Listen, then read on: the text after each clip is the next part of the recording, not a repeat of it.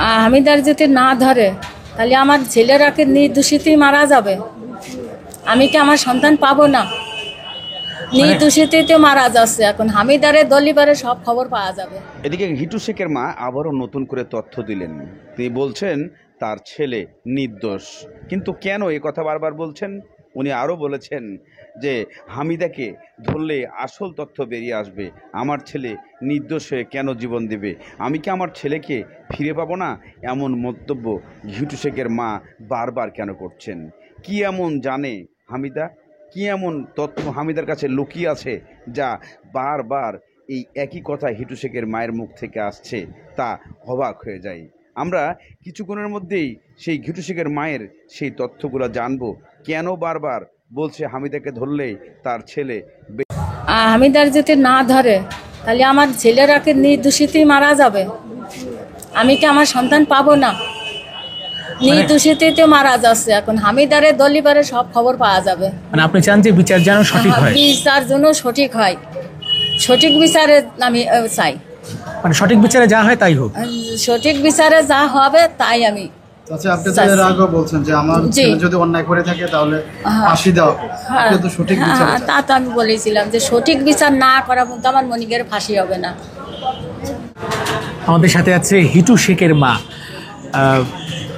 আপনার ছেলে অনেক কথা বলছিল, আপনার নাতি অনেক কথা বলছিল যে ছেলের বউকে জিজ্ঞাসাবাদ করলে অনেক কিছু পাওয়া যাবে। আপনার কি মনে হয়? আমিও তাই চাই। কি চান? আমি চাই যে হামিদারের দলিবারে সব খবর হবে, কিন্তু আমার বাচ্চারা তো নির্দোষী। তারা তো কিন্তু বলতেছে না যে আমরা বাড়ি ছিলাম না। তারা তো তাই বলতেছে আমরা কেউ বাড়ি ছিলাম না, খালি ও ছিল আর ওর বোন ছিল, আর কেউ ছিল না। এখন এই জায়গা আসিয়া এই হামিদারের দলিবারে সব খবর পাওয়া যাবে। আমার ছেলেরা তো সবাই নির্দোষী। আমার মনিরা তো কান্তি কান্তি যাচ্ছে আর কান্তি কান্তি বললো আপনাদের কাছে নির্দোষী ওরা। আর এইরাই তো সব কিছু ভাষায় ফাঁসায় ফেলতেছে, বোঝেন না?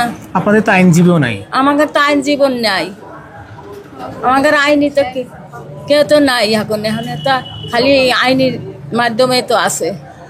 মানে আমরা খালি চাই যে ওর বিচারটা চাই, ওরে দলিবারে সব খবর পাওয়া যাবে যে দোষিত কিডা আর বিয়ে দোষিত কিডা। মানে বিনা দোষে আমার 4টে বাচ্চা মরে যাবে, আমি পাবো না।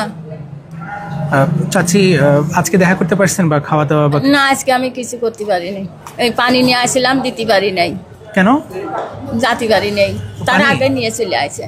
আচ্ছা, কালকে খাবারও নিয়ে আসছিলেন? কালকে খাবার নিয়ে আসছিলাম, সেই খাবার বাড়ি ফেরত নিয়ে গেছিলাম।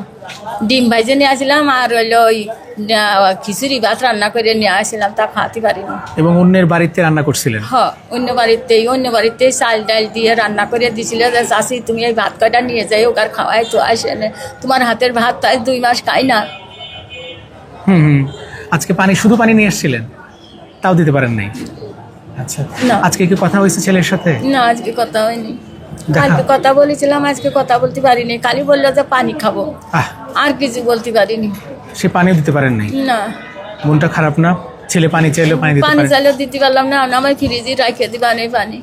কালকে আবার আসবে? কালকে যদি আসি তাহলে আবার এই পানিটা কালকে খাওয়াবো। মন্দির তার কিছু তো খাতে দেবে না যে আমি আর কিছু কিনে আনবো।